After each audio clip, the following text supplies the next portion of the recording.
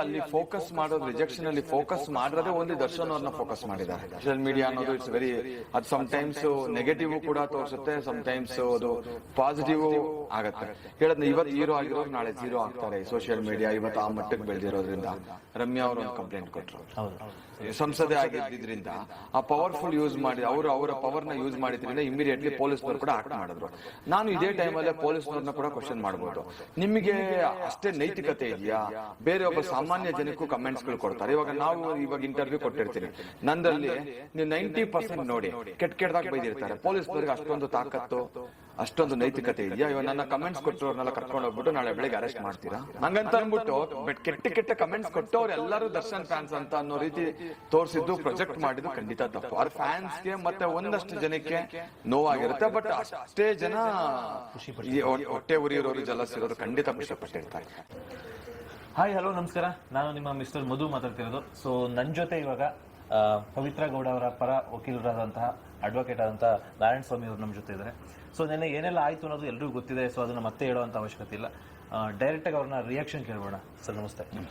Sir ಈಗ ಆಯ್ತು, ಏನೆಲ್ಲ ಆಯ್ತು ಅಂತ ಗೊತ್ತು, ಬಟ್ ನೆಕ್ಸ್ಟ್ ಮುಂದಿನ ನಡೆ ಏನು ಸರ್? ಇವಾಗ ಅಲ್ಲ, ಮುಂದಿನ ನಡೆ ಇವಾಗ ವಿ ನೆವರ್ ಎಕ್ಸ್ಪೆಕ್ಟೆಡ್ ಇದು ಆಗತ್ತೆ ಈ ತರ ಅಂತ ಖಂಡಿತವಾಗ್ಲೂ ಅನ್ಕೊಂಡಿರಲಿಲ್ಲ. ಯಾಕಂದ್ರೆ ನಾವು ಅನ್ಕೊಂಡಿದ್ವಿ ಕಾನೂನಲ್ಲಿ ಒಂದು ಮಹಿಳೆಗೆ ಅಥವಾ ವೃದ್ಧರಿಗೆ ಅಥವಾ ಆರೋಗ್ಯಕ್ಕೆ ಸಂಬಂಧಪಟ್ಟಂಗೆ ಏನಾದರೂ ಪ್ರಾಬ್ಲಮ್ಸ್ ಇದ್ರೆ ಕಾನೂನಲ್ಲಿ ಅದೇ ಆದ ಎಕ್ಸೆಪ್ಷನ್ಸ್ ಇರುತ್ತೆ. ಸೊ ಹಂಗಾಗಿ may be as A lady ಇವ್ರಿಗೆ ಮೇ ಬಿ ಯಾವ ಕಾರಣಕ್ಕೂ ಈ ಥರ ಆಗೋದಿಲ್ಲ ಅಂತಲೇ ನಾವು ಅಂದ್ಕೊಂಡಿದ್ದು. ಬಟ್ ನಮ್ಗೆ ಆಶ್ಚರ್ಯ ಆಯಿತು, ಯಾವುದೇ ಥರ ಡಿಫ್ರೆನ್ಶಿಯೇಟೇ ಮಾಡಿಲ್ಲ ಅವರು. ಎಲ್ಲರನ್ನೂ ಒಂದೇ ರೀತಿಯಲ್ಲೇನೆ ಸುಪ್ರೀಂ ಕೋರ್ಟು ಕನ್ಸಿಡರ್ ಮಾಡಿ ಎಲ್ಲರನ್ನೂ ಏಕಾಏಕಿ ರಿಜೆಕ್ಟ್ ಆಗಿದೆ. ಬಟ್ ಇವಾಗ ಸುಪ್ರೀಂ ಕೋರ್ಟ್ ಆರ್ಡರ್ ಈ ಥರ ಬಂದಿರೋದೇ ನಾವು ತಲೆ ಬಾಗ್ಲೇಬೇಕಷ್ಟೇ. ಸೊ ನಾವು ಅನ್ಕೊಂಡಿದೀವಿ, ನೋಡೋಣ ನೆಕ್ಸ್ಟು ರಿವ್ಯೂ ಹಾಕೋಂಥ ಒಂದು ಆಪ್ಷನ್ಸ್ ಇದೆ ಸುಪ್ರೀಂ ಕೋರ್ಟಲ್ಲಿ. ಬಟ್ ಅದು ಹಾಕೋದ್ರ ಬಗ್ಗೆ ಇನ್ನು ಸ್ಟಿಲ್ ವಿ ಆರ್ ಥಿಂಕಿಂಗ್, ಏನು ಮಾಡಬೇಕಾ ಬೇಡವಾ, ಜಸ್ಟ್ ಒಂದ್ಸಲ ಕ್ಲೈಂಟ್ ಜೊತೆನೂ ಡಿಸ್ಕಷನ್ ಮಾಡಿ ಫರ್ದರ್ ಏನು ಮಾಡಬೇಕು ಅಂತ ಯೋಚನೆ ಮಾಡ್ತೀವಿ ಅಷ್ಟೇ. ಅಂದ್ರೆ ಸರ್ ಇವಾಗ ರಿವ್ಯೂ ಅಂತ ಹೇಳಿದ್ರೆ, ರಿವ್ಯೂ ಅಂದ್ರೆ ಏನು ಇಮಿಡಿಯೇಟ್ ಆಗಿ ಹಾಕ್ಬೋದಾ ಯೋಚನೆ ಮಾಡಿ? ಹಾಕ್ಬೋದು. ಬಿಕಾಸ್ ನಮ್ದು ಏನ್ ಕೊಟ್ಟಿದ್ವಿ ನಾವು, ನಮ್ದೇ ಆದ ರಿಟರ್ನ್ ಸಬ್ಮಿಷನ್ಸ್ ಏನ್ ಕೊಟ್ಟಿತ್ತು ಅಂದ್ರೆ ಲೈಕ್ ಸುಪ್ರೀಂ ಕೋರ್ಟ್ ಅಲ್ಲಿ ಬೇರೆ ಅಡ್ವೊಕೇಟ್ಸ್ ಇದ್ರು, ನಮ್ದು ಇನ್ವಾಲ್ವ್ಮೆಂಟೇ ಇರಲಿಲ್ಲ. ಅಂಡ್ ಇನಿಷಿಯಲಿ ಸ್ಟಾರ್ಟಿಂಗ್ ಅಲ್ಲಿ ನಾನು ಈ ಕೇಸಲ್ಲಿ ಇದ್ದೆ, ಮಿಡಲ್ ಅಲ್ಲಿ ನಾನು ಇರಲಿಲ್ಲ. ಎಗೇನ್ ನಾನು ಈ ಕೇಸ್ಗೆ ರೆಕಾರ್ಡಿಗೆ ಬಂದು ಜಸ್ಟ್ ಒಂದು 1.5 ಮಂತ್ ಅಷ್ಟೇ ಆಗಿತ್ತು. ನಾನು ಎಗೇನ್ ಪವಿತ್ರ ಅವರು ಎಗೇನ್ ನೀವೇ ಇರಬೇಕು ಅಂತೇಳಿ ಅಪ್ರೋಚ್ ಆಗಿ ಎಗೇನ್ ತಿರ್ಗಾ ನಾವು ಅವ್ರ ಕೇಸ್ ನಡೆಸೋದಕ್ಕೆ ಕೇಸ್ ತಗೊಂಡು ತಿರ್ಗಾ ಎಗೇನ್ ಒಂದು 2 ಮಂತ್ಸ್ ಅಷ್ಟೇ ಆಗಿತ್ತು. ಸುಪ್ರೀಂ ಕೋರ್ಟ್ಗೆ ಅಷ್ಟೊತ್ತಿಗೆ ಆಲ್ರೆಡಿ ಅಪೀಲ್ ಹೋಗಿದ್ರು. ಅವರು ಅಲ್ಲಿ ಬೇರೆ ಅಡ್ವೊಕೇಟ್ಸ್ನ ಎಂಗೇಜ್ ಮಾಡಿದ್ರು. ಯಾಕಂದ್ರೆ ಕರ್ನಾಟಕದಲ್ಲಿ ದರ್ಶನ್ಗಿರ್ಬೋದು ಅಥವಾ ಪವಿತ್ರ ಗೌಡ ಆಗಿರ್ಬೋದು ಹ್ಯಾಂಡಲ್ ಮಾಡಿದವ್ರು ಬೇರೆ, ಅಲ್ಲಿ ಹ್ಯಾಂಡಲ್ ಮಾಡಿದವ್ರು ಬೇರೆ. ಅದು ಅಲ್ಲಿ ಅದೇ we never expected, but bad luck ಅಷ್ಟೇ. ಒಂದು ಲಕ್ ಸಮ್ಟೈಮ್ಸ್ ಏನಾಗುತ್ತೆ, ನಮ್ಮ ಫೇತ್ ಕೂಡ ಅನ್ಸುತ್ತೆ ಒಂದೊಂದು ಬಾರಿ. ಯಾಕಂದ್ರೆ ಎಷ್ಟೋ ಕೇಸ್ಗಳಲ್ಲಿ ನಾವು ನೋಡಿದೀವಿ, ಕೆಲವೊಂದು ಕೇಸ್ಗಳಲ್ಲಿ ನೋಡಿ ಇವ್ರ ಹಣೆ ಬರನೇ ಚೆನ್ನಾಗಿಲ್ಲ ಅನ್ನೋದಕ್ಕೆ ಕೆಲವೊಂದು ಕೇಸ್ಗಳಲ್ಲಿ ಇವನ್ ಬೇಲ್ ರಿಜೆಕ್ಟ್ ಆದ್ರೂ ಕೂಡ 2 weeks 1 month ಟೈಮ್ ಕೊಟ್ಟು ಸರೆಂಡರ್ ಆಗಿ ಅಂತ ಹೇಳ್ತಾರೆ. ಬಟ್ ಈ ಕೇಸಲ್ಲಿ ಇಮಿಡಿಯೇಟ್ಲಿ 4th ವಿತ್ ಅಂತ ಮಾಡಿ ಇಮಿಡಿಯೇಟ್ಲಿ ಕಸ್ಟಡಿ ತೊಗೊಳಕ್ಕೆ ಆರ್ಡರ್ ಮಾಡಿದ್ರು. ಅದು ನಮಗೂ ಸ್ವಲ್ಪ ಬೇಜಾರಾಯ್ತು ಅಷ್ಟೇ ಹೇಳ್ಬೋದು. ಸರ್ ಇವಾಗ ಇಲ್ಲಿ ಈ ಕೇಸಲ್ಲಿ ಅಂದ್ರೆ ಈಗ ಬೇಲ್ ಸಿಕ್ಕಿದ್ದಾದ್ಮೇಲೆ ಏನೆಲ್ಲ ಮಿಸ್ಟೇಕ್ ಆಗಿರ್ಬೋದು? ಈ ಬೇಲ್ ಇಮಿಡಿಯೇಟ್ ಈ ತರ ಕ್ಯಾನ್ಸಲ್ ಮಾಡೋದು ಒಂಥರ ಹೆಂಗಿತ್ತು ಅಂತ ಅಂದ್ರೆ ಇಮಿಡಿಯೇಟ್ ಒಳಗಡೆ ಹೋಗ್ಬೇಕು ಅನ್ನೋ ತರ ಇತ್ತು.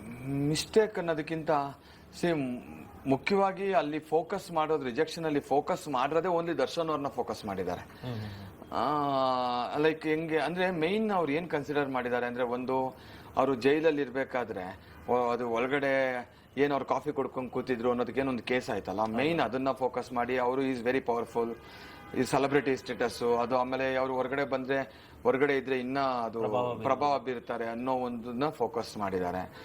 ಜೊತೆಗೆ ಅವರು ಕೆಲವೊಂದು ಲೈನ್ ಅಪ್ ಅಲ್ಲಿ ಅವ್ರು ಏನ್ ಹೆಲ್ತ್ ಇಟ್ಕೊಂಡು ಬಂದ್ರು ಅನ್ನೋ ತರ ಮಾಡಿ ಹೊರಗಡೆ ಬಂದು ಯಾವ್ದೇ ತರ ಟ್ರೀಟ್ಮೆಂಟ್ಗಳು ತಗೊಂಡಿಲ್ಲ. ನೋಡಿದ್ರೆ ಅವರು ಆರಾಮಾಗಿ ಇದ್ರು, ಶೂಟಿಂಗ್ ಮಾಡ್ತಾ ಇದ್ರು, ಅಲ್ಲಿ ಕೆಲವೊಂದು ಪಾರ್ಟೀಸ್ ಅಲ್ಲಿ ಇದ್ರು ಅನ್ನೋ ತರ ಎಲ್ಲ ಅದೊಂದು ಬಿಂಬಿತವಾಯ್ತು. ಜೊತೆಗೆ ನಿಮ್ಗೆ ಗೊತ್ತಿದೆ ಅವ್ರ ಫ್ಯಾನ್ ಬೇಸ್ ಯಾವ ತರ ಇದೆ ಅಂತ, ಅದು ತೋರಿಸೋ ರೀತಿ ನೀತಿಗಳು.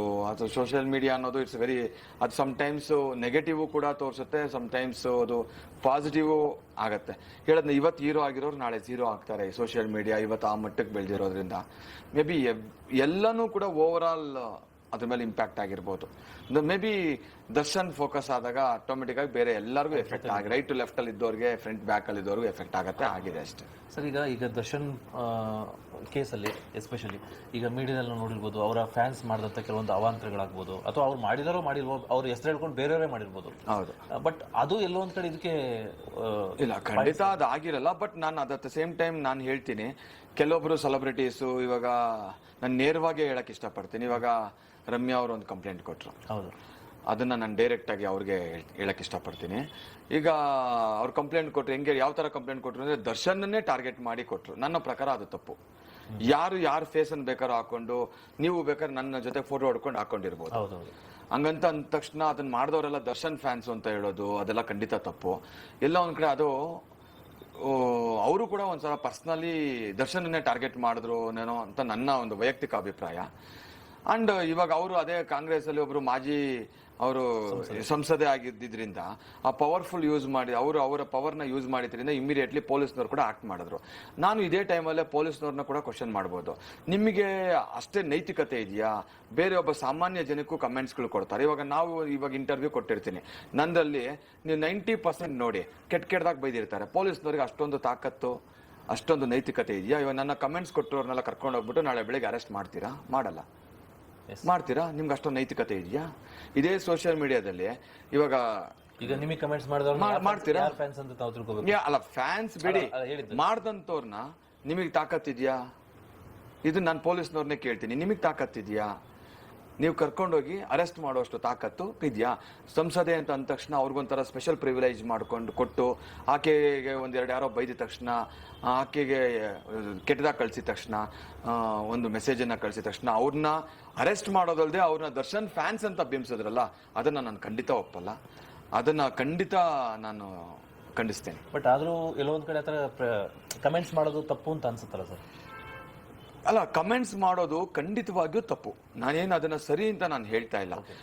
ನನಗೆ ಬೈತಾರೆ. ಇವಾಗ ಯಾವ ಲೆವೆಲ್ಗೆ ಬೈತಿರ್ತಾರೆ. ಇವಾಗ ನಂದು ವಿಡಿಯೋ ನೋಡಿದಾಗ ನಾನು ಹೇಳೋದು, ನಮ್ಮನ್ನ ಕಾಲು ಎಳೆಯೋ ನನ್ನ ಕಾಲ ಕೆಳಗೆ ಅನ್ಕೊಂತೀನಿ. ನಾನು ನಮ್ಮನ್ನ ಯಾರಾದ್ರೂ ಬೈತಾ ಇದ್ರೆ ನಾನು ಅನ್ಕೊಳ್ತೀನಿ, ನಿನ್ನ ಯೋಗ್ಯತೆ ಇಷ್ಟೇ ಅನ್ಕೊಳ್ತೀನಿ, ಸುಮ್ಮನಾಗಿ ಹೋಗ್ತೀನಿ. ಕಂಪ್ಲೇಂಟ್ ಕೊಡ್ಬೋದು. ಆಸ್ ಎ ಲಾಯರ್ ರಮ್ಯಾಗಿಂತ ಲೀಗಲ್ ಆಗಿ ಜಾಸ್ತಿ ನಾವು ಕೂಡ ಮೂವ್ ಆಗ್ಬೋದು, ಬೇರೆ ತರ ಎಲ್ಲ ಮೂವ್ ಆಗ್ಬೋದು. ಪೊಲೀಸ್ ಕಂಪ್ಲೇಂಟ್ ತಗೊಂಡಿಲ್ಲ ಅಂದ್ರೆ ಒಂದು ಕೋರ್ಟಲ್ಲಿ ಒಂದು PCR ಹಾಕೊಳ್ತೀವಿ, ಬೇಕಾದ್ರೆ FIR ಮಾಡಿಸ್ತೀನಿ, ಎಲ್ಲ ಮಾಡ್ಬೋದು. But sometimes ignorance is best medicine. Sometimes ನಾವೇನಾಗತ್ತೆ, ಇಗ್ನೋರ್ ಮಾಡಬೇಕು. ಯಾಕಂದ್ರೆ ಕೆಲವೊಂದಕ್ಕೆ ನಾವು ಆಯ್ತು ಸರ್, ರಮ್ಯಾ ಬಗ್ಗೆ ಯಾವತ್ತೂ ಏನು ಕೆಟ್ಟದಾಗ ಮಾತಾಡಿಲ್ವಾ? ನಮಗೆ ಮಾತಾಡಿದ್ದಾರೆ.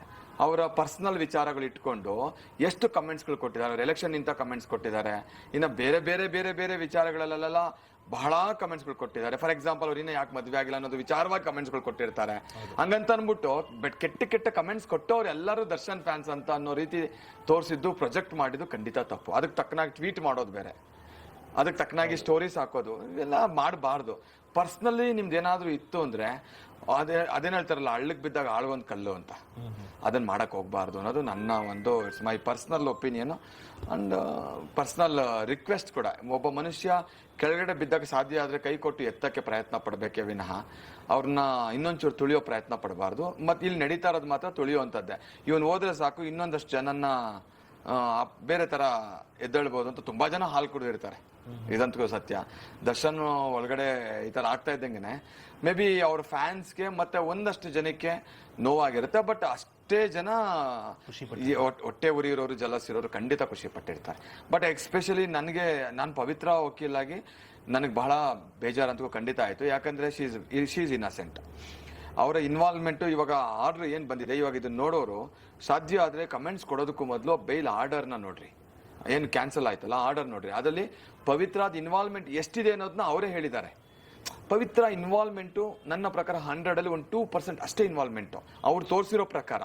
ನಾನು ಹೇಳೋ ಪ್ರಕಾರ ಇನ್ವಾಲ್ವ್ಮೆಂಟೇ ಇಲ್ಲ. ಅರ್ಥ ಆಯ್ತಾ? ಅವ್ರ ಇನ್ವಾಲ್ವ್ಮೆಂಟೇ ಇಲ್ಲ. ಅದು ಹೇಳೋದಲ್ಲ, ಸರ್ಕಮ್ಸ್ಟೆನ್ಸಸ್, ಸಿಚುಯೇಷನ್ಸ್. ಇವಾಗ ನೀವು ಇಲ್ಲಿ ಬಂದಿದ್ದೀರಾ, ಇಲ್ಲಿ ಏನೋ ಒಂದು ಘಟನೆ ನಡೆಯುತ್ತೆ. ಇಲ್ಲಿ ಘಟನೆ ನಡೆಯೋದಕ್ಕೂ ನೀವು ಬಂದಿರೋದಕ್ಕೂ, ನೀವು ಬಂದಿರೋ ನನ್ನ ಆಫೀಸ್ಗೆ ಪಕ್ಕದಲ್ಲಿ ಯಾವುದೋ ಅಂಗಡಿ ಹತ್ರ ಇಲ್ಲಿ ಏನೋ ನಡೆದ್ರೆ ಅದಕ್ಕೆ ನೀವು ಹೊಣೆ ಅಲ್ಲ. ಇಲ್ಲಿ ಆಗ್ತಾ ಇರೋದು ಆ ತರ. ಇವನ್ ದರ್ಶನ್ದಾಗಿರೋದು ಅದೇ ತರನೇ. ಈಗ ಅಲ್ಲಾಗಿರೋದೈತೆ. ಇವಾಗ ನಾನು ಯಾವ್ದೋ ಒಂದು ಪ್ರೋಗ್ರಾಮ್ಗೆ ಹೋಗಿ ಬಂದೆ, ಅಲ್ಲಿ ಯಾರೋ ನನ್ನ ಹತ್ರ ಒಂದಷ್ಟು ಫೋಟೋಸ್ ಹೊಡಿಸ್ಕೊಂಡು ಅವ್ರ ಪಾಡ್ಗೆ ಅವ್ರು ಹೋದ್ರು. ಅಲ್ಲೆಲ್ಲೋ ಹೋಗಿ ಅವ್ರಿಗೇನೋ ಅಚಾತುರ್ಯ ಆಗತ್ತೆ. ಸೊ ಆಗಿದ್ದಷ್ಟೇ ಹೆಂಗಾಗತ್ತೆ ಅಂದ್ರೆ, ಇವರು ನಾರಾಯಣ್ ಅವ್ರನ್ನ ಮೀಟ್ ಮಾಡಕ್ ಹೋಗಿದ್ರು, ಅಲ್ಲಿ ಏನೋ ಒಂದು ಗಲಾಟೆ ಆಯ್ತು. ಗಲಾಟೆ ಆದಾಗ ನಾರಾಯಣ್ ಕಡೆ ಇವರೆಲ್ಲ ಸೇರಿ ಹೊಡೆದ್ರು. ಈ ತರ ಒಂದು ಇನ್ಸಿಡೆಂಟ್ ಆಗಿರ್ತಕ್ಕಂಥದ್ದು. ದರ್ಶನ್ ಇನ್ವಾಲ್ವ್ಮೆಂಟು ಇಲ್ಲ, ಪವಿತ್ರ ಗೌಡರ ಇನ್ವಾಲ್ವ್ಮೆಂಟ್ ಇಲ್ಲ. ಅದ್ರಲ್ಲಿ ಇರ್ತಕ್ಕಂಥವ್ರು ಬಹಳ ಜನ ಇನ್ನಸೆಂಟ್ ಇದ್ದಾರೆ. ಕೆಲವೊಬ್ರು ಇವಾಗ ಪೊಲೀಸ್ನವರು ಅವ್ರು ಹೆಂಗೆ ಅಂದ್ರೆ, ನನಗೆ ಅನ್ಸಿರೋದು ಇದರಲ್ಲಿ ಬಹಳ ಸೂಪರ್ ಕಾಪ್ಗಳ ತರ, ಅವಾಗ ಸಾಂಗ್ಲಿಯಾನ ಪಿಕ್ಚರ್ ಬಂತಲ್ಲ, ಆ ತರ ಒಂದು ಸ್ಟೈಲ್ ಅಲ್ಲಿ ಮಾಡಿ ಏನೋ ಒಂದು ಸೂಪರ್ ಕಾಪ್ಗಳು ಅನ್ಸ್ಕೊಂಡಿದ್ದಾರೆ. ಅವ್ರಿಗೊಂದ್ ದಿವಸ ಬ್ಯಾಡ್ ಟೈಮ್ ಬರುತ್ತೆ. ಗುಡ್ ಟೈಮ್ ಇವತ್ತು ಮೇ ಬಿ ಇರ್ಬೋದು, ಒಂದ್ ದಿವಸ ಅವ್ರಿಗೂ ಬ್ಯಾಡ್ ಟೈಮ್ ಬರುತ್ತೆ. Maybe one find definitely they will face.